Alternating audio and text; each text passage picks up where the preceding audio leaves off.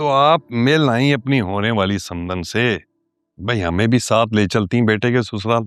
आपने वहां जाकर कोई ना कोई उल्टी सीधी बात कर देनी थी, इसीलिए नहीं लेकर गई।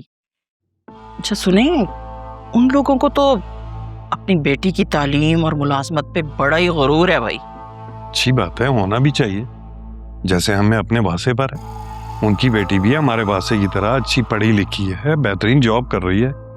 बल्कि मैं तो सोच रहा हूँ नौशीन के अकरम की जॉब की बात करूं उससे। खबरदार, जो आज के बाद आपने आलिया की कोई तारीफ की तो आज तो सुन लिया, आइंदा ना सुनूं मैं। और अकरम क्या किसी से कम है जो हम उनसे मदद मांगे हैं? मैं तो मरती मर जाऊंगी, कभी अपने बेटे के ससुराल वालों के आगे हल्की नहीं पड़ूंगी। हाँ जी। और लाइक फाइक होगी वो अपने घर की। मेरे घर में जगह बनाने के लिए तो उसे मेरी बात माननी पड़ेगी।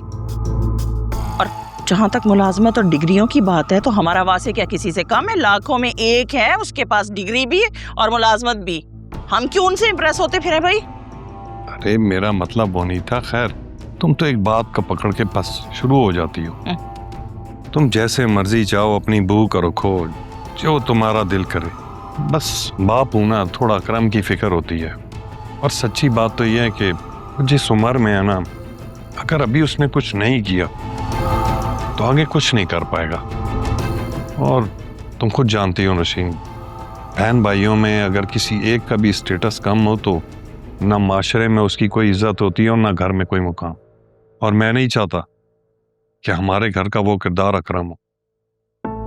सुबह शाम उठते बैठते तो उसको डांटती रहती हूँ मैं।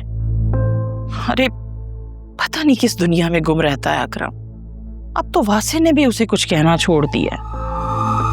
खैर, आप ना असलम साहब को बातों बातों में ये बात जरूर जता दीजिएगा कि हमारे यहाँ की औरतें अपने शौहरों की हाँ में हाँ मिलाती हैं, फरमाबरदारी करती हैं। ये औरत मार्च वाली बातें ना अपने घर में मैके में छोड़ कर आए। ये आज हमारे घर में फेमिनिज्म कैसे डिस्कस हो रहा है? वो मैं तुम्हारे बाबा को कह रही थी कि औरत कभी मर्द के बराबर नहीं हो सकती।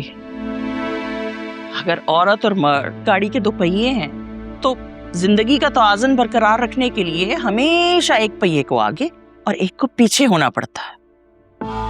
इसीलिए तुम्हें भी ये सब बातें आलिया को धीरे धीरे समझानी होंगी। और हाँ, खबरदार जो शादी से पहले उससे कोई बातचीत करने की कोशिश की तो।